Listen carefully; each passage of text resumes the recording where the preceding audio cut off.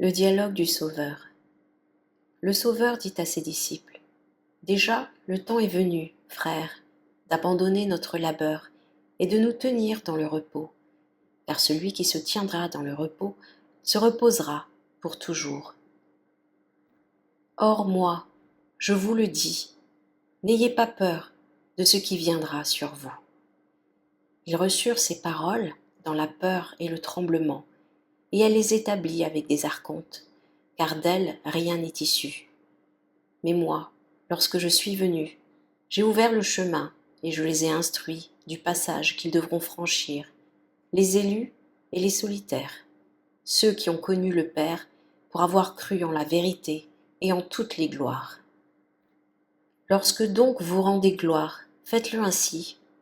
Écoute-nous, Père, comme tu as écouté ton Fils unique engendré, et l'as reçu auprès de toi, lui donnant le repos après de nombreux labeurs. C'est toi la pensée et la totale sérénité des solitaires.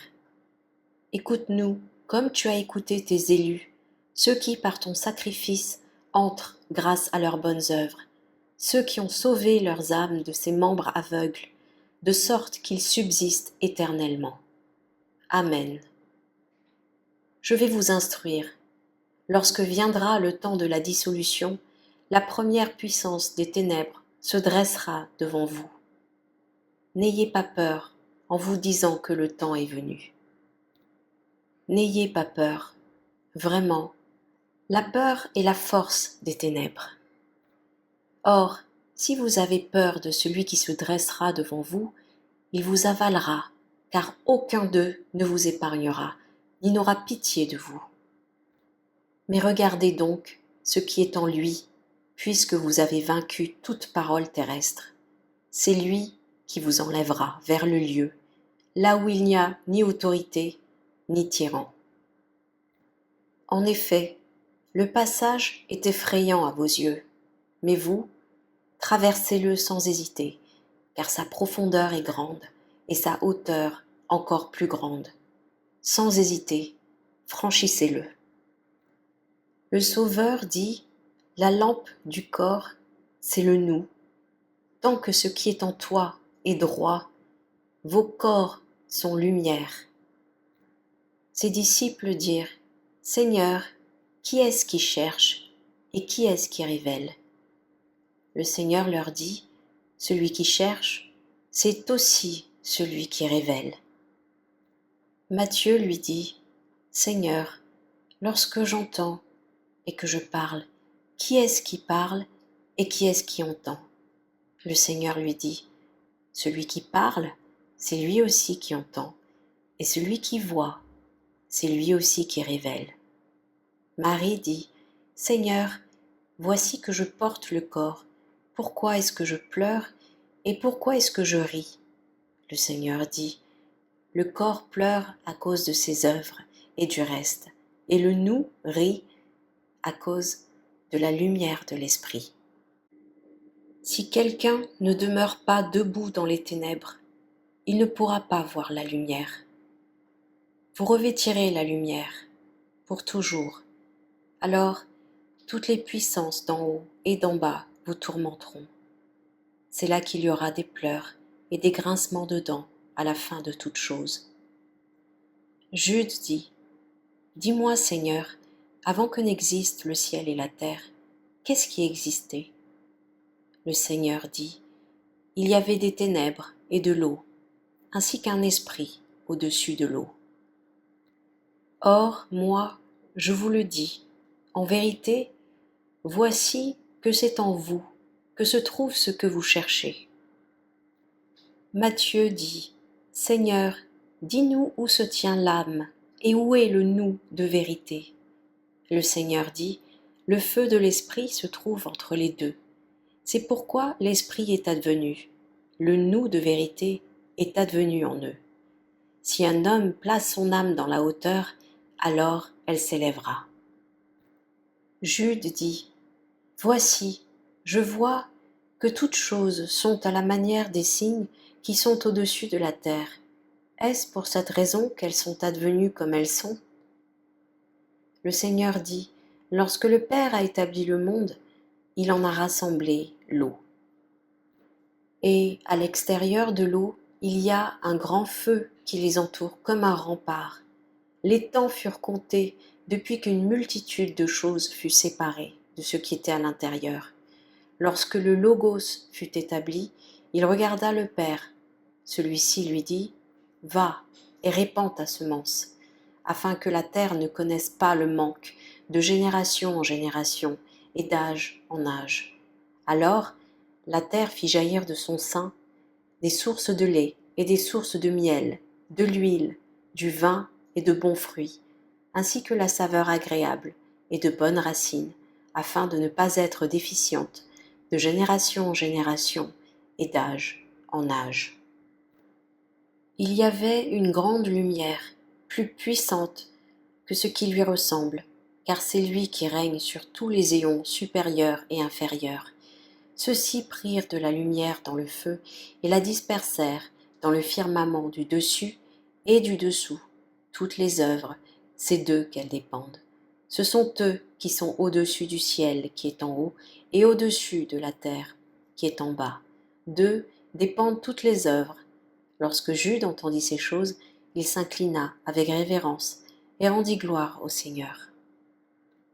Marie demanda aux frères : « Les choses que vous demandez au Fils de l'homme, où allez-vous les mettre ? » Le Seigneur lui dit : « Sœur, personne ne pourra rechercher ces choses à moins d'avoir une place pour les mettre dans son cœur et d'avoir le pouvoir de sortir de ce monde et d'entrer dans le lieu de la vie, afin de ne pas être retenu dans ce monde de pauvreté. » Matthieu dit : « Seigneur, je veux voir ce lieu de la vie, ce lieu où il n'y a pas de mal, mais qui est pure lumière. » Le Seigneur lui dit : « Frère Matthieu, tu ne peux le voir tant que tu portes la chair. » Matthieu dit : « Seigneur, même si je ne peux le voir, fais-le-moi connaître. » Le Seigneur dit : « Quiconque s'est connu lui-même l'a vu.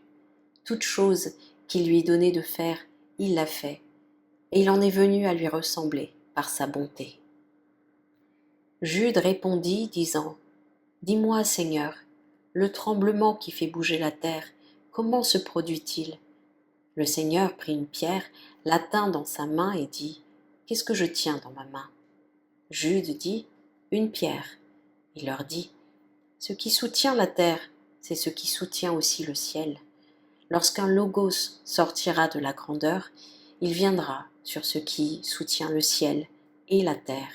En effet, la terre ne bouge pas. Si elle bougeait, elle tomberait. Mais il en est ainsi pour que la parole primordiale ne soit pas vaine, puisque c'est elle qui a établi le monde, a habité en lui et en a pris l'odeur. En effet, toutes les choses immuables, moi, je les dis à vous tous, enfants des hommes, car vous êtes issus de ce lieu-là. Vous êtes dans le cœur de ceux dont les paroles sont issues de la joie et de la vérité. Si le Logos vient du corps du Père auprès des hommes, mais qu'ils ne le reçoivent pas, il retourne à son lieu. Celui qui ne connaît pas l'œuvre de la perfection ne connaît rien. Si quelqu'un ne demeure pas debout dans les ténèbres, il ne pourra pas voir la lumière. Si quelqu'un ne comprend pas de quelle manière advint le feu, il brûlera en lui, car il ne connaît pas sa racine. Si quelqu'un ne comprend pas d'abord l'eau, il ne connaît rien. À quoi donc lui sert-il alors d'être baptisé en elle ? Si quelqu'un ne comprend pas de quelle manière advint le vent qui souffle, il sera emporté par lui. Si quelqu'un ne comprend pas de quelle manière advint le corps qu'il porte, il périra avec lui. Et celui qui ne connaît pas le Fils, comment connaître le Père ? Et celui qui n'aura pas connu la racine de toute chose, celles-ci lui seront cachées. Celui qui n'aura pas connu la racine du mal ne sera pas étranger au mal. Celui qui n'aura pas compris comment il est venu ne comprendra pas comment il s'en ira. Alors il prit Jude, Matthieu et Marie, et lorsqu'il posa sa main sur eux, ils espérèrent le voir. Jude leva les yeux et vit un lieu très élevé, puis il vit l'abîme en bas. Jude dit à Matthieu : « Frère, Qui est-ce qui pourra atteindre une telle hauteur ou le fond de l'abîme, car il y a là un grand feu et une grande terreur. À cet instant, en sortit un logos. Comme Jude se tenait là, il le vit descendre. Alors il lui dit, « Pourquoi es-tu descendu ?» Et le Fils de l'homme les salua et leur dit, « Une graine issue d'une puissance était déficiente et descendit dans la profondeur de la terre. Et la grandeur se souvint de sa graine et envoya le logos vers elle. Celui-ci la remonta en présence de la grandeur, afin que la première parole ne soit pas vaine. Alors ses disciples s'émerveillèrent de toutes les choses qu'il leur avait dites, et ils les reçurent avec foi. Et ils comprirent qu'il n'était plus nécessaire de voir le mal. Alors il dit à ses disciples, « Ne vous ai-je pas dit que c'est de la manière dont on perçoit le tonnerre et l'éclair que les bons seront enlevés vers la lumière ?» Alors tous ses disciples lui rendirent gloire. Ils dirent, « Seigneur, avant que tu ne te manifestes ici-bas, qui est-ce qui te rend des gloires, puisque c'est par toi qu'existent toutes les gloires? Ou qui est-ce qui te bénira, puisque c'est de toi que vient toute la bénédiction ?» Comme ils se tenaient là, Jude vit deux esprits portant une seule âme avec eux, dans un grand éclair. Et une parole sortit du Fils de l'homme, disant, « Donne-leur leurs vêtements. » Jude dit, « Voici que les archontes sont au-dessus de nous. Ce sont donc eux qui régneront sur nous ?» Le Seigneur dit, « C'est vous qui régnerez sur eux, mais seulement lorsque vous vous serez débarrassés de l'envie. Alors vous revêtirez la lumière et entrerez dans la chambre nuptiale. » Jude dit, « De quelle manière nous serons apportés nos vêtements ?» Le Seigneur dit, « Certains vous les apporteront, et ce sont d'autres qui vous recevront. En effet, ce sont eux qui vous donneront vos vêtements, car qui est-ce qui sera capable de franchir ce lieu-là? Mais les vêtements de la vie ont été donnés à l'homme, car lui, il connaît le chemin par lequel il partira. Et même pour moi, c'est aussi un fardeau de le franchir. Marie dit, « Ainsi en est-il pour le mal de chaque jour, et l'ouvrier mérite sa nourriture, et que le disciple ressemble à son maître. » Elle a dit cette parole comme une femme qui a compris le tout. Les disciples lui dirent, « Qu'est-ce que le plérôme et qu'est-ce que la déficience ?» Il leur dit, « Vous êtes issus du plérôme, et vous vous trouvez dans le lieu de la déficience. Et voici que sa lumière s'est répandue sur moi. » Matthieu dit, « Dis-moi, Seigneur, de quelle manière les morts meurent-ils, et de quelle manière les vivants vivent-ils ?» Le Seigneur dit, « Tu m'as interrogé sur une parole qu'aucun œil n'a vue et que je n'ai entendue excepté de toi. Or, je vous le dis, lorsque sera retiré ce qui meut l'homme, on l'appellera la mort, et lorsque ce qui est vivant abandonnera ce qui est mort, on l'appellera le vivant. » Jude dit, « Pourquoi donc en vérité meurt-on, et pourquoi vit-on ?» Le Seigneur dit, « Ce qui est issu de la vérité ne meurt pas, ce qui est issu de la femme meurt. » Marie dit, « Dis-moi, Seigneur, pourquoi suis-je venue ici-bas? Est-ce pour trouver un profit ou souffrir une perte ?» Le Seigneur dit, « C'est l'abondance du révélateur que tu manifestes. » Marie lui dit, « Seigneur, y a-t-il donc un lieu qui est vain ou qui est dépourvu de vérité ?»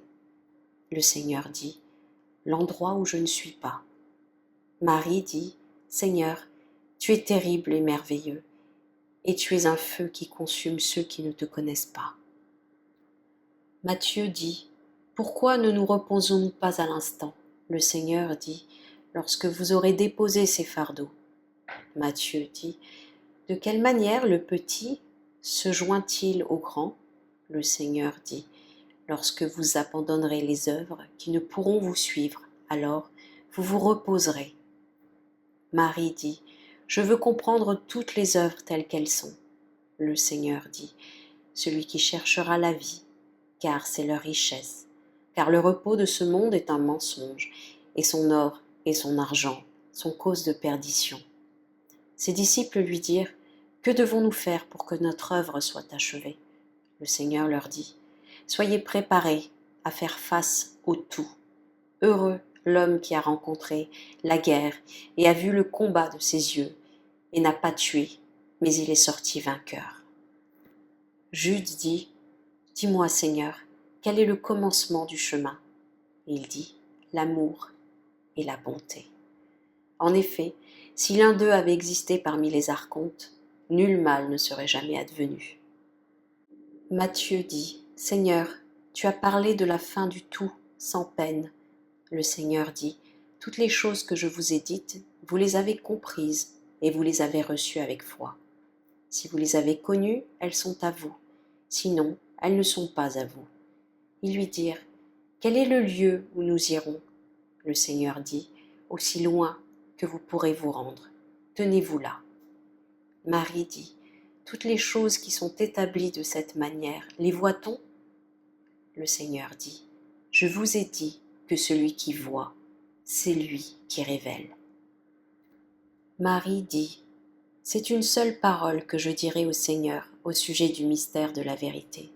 C'est dans ceci que nous sommes tenus, et c'est aux êtres de ce monde que nous sommes visibles. » Jude dit à Matthieu, « Nous voulons comprendre de quelle sorte sont les vêtements dont nous serons revêtus lorsque nous quitterons la corruption de la chair. » Le Seigneur dit, « Les archontes et les gouverneurs ont des vêtements qui leur sont donnés provisoirement et qui ne durent pas. Mais vous, en tant qu'enfants de la vérité, ce ne sont pas des vêtements provisoires que vous revêtirez. Mais je vous le dis, vous serez heureux lorsque vous vous dévêtirez. » Jude dit, « En quoi l'esprit est-il manifeste ?» Le Seigneur dit, « En quoi l'épée est-elle manifeste ?» Et Jude dit, « En quoi la lumière est-elle manifeste ?» Jude dit, « Qui remet les œuvres à qui? Les œuvres qui remettent au monde ou le monde qui remet aux œuvres ?» Le Seigneur dit, « C'est à celui qui a compris les œuvres de faire la volonté du Père. Quant à vous, luttez pour éloigner de vous la colère et l'envie, afin que vous n'égariez pas vos esprits ni vos âmes. » Le dialogue du Sauveur.